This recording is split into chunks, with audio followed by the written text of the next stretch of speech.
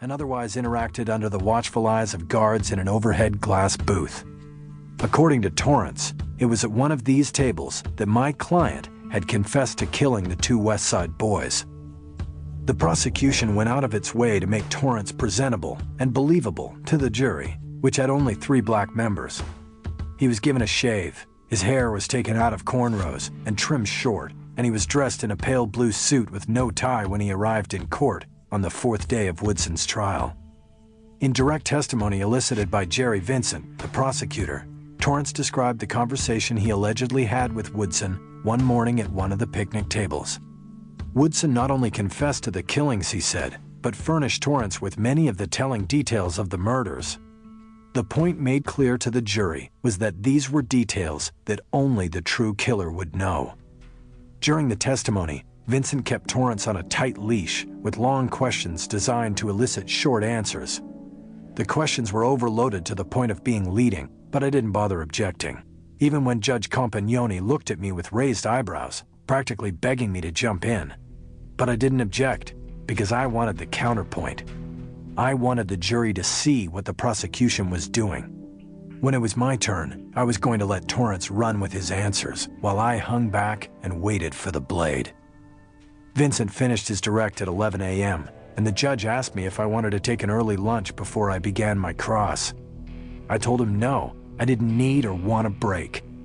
I said it like I was disgusted and couldn't wait another hour to get at the man on the stand. I stood up and took a big, thick file and legal pad with me to the lectern. Mr. Torrance, my name is Michael Haller. I work for the Public Defender's Office and represent Barnett Woodson. Have we met before? No, sir. I didn't think so, but you and the defendant, Mr. Woodson, you two go back a long way, correct? Torrance gave an aw shucks smile, but I'd done the due diligence on him and I knew exactly who I was dealing with. He was 32 years old and had spent a third of his life in jails and prisons. His schooling had ended in the 4th grade, when he stopped going to school and no parent seemed to notice or care. Under the state's 3-strike law, he was facing a Lifetime Achievement Award if convicted of charges he robbed and pistol-whipped the female manager of a coin laundry. The crime had been committed during 3 days of rioting and looting that ripped through the city after the not guilty verdicts were announced in the trial of 4 police officers accused of the excessive beating of Rodney King, a black motorist pulled over for driving erratically.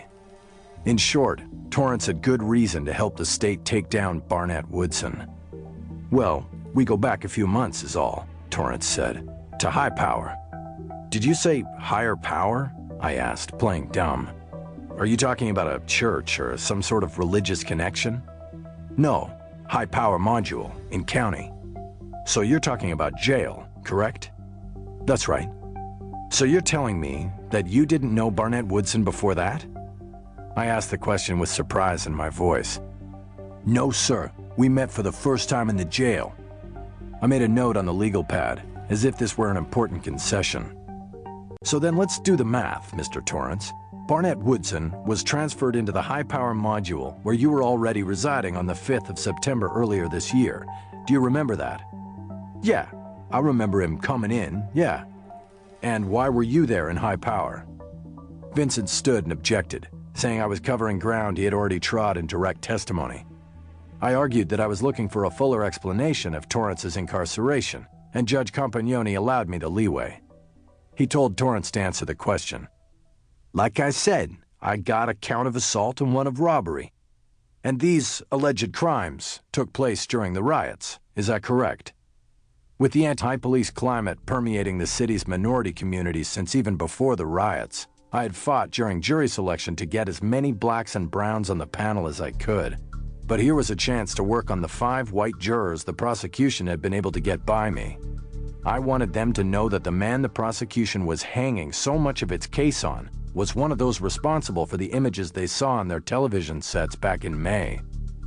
Yeah, I was out there like everybody else, Torrance answered. Cops get away with too much in this town, you ask me.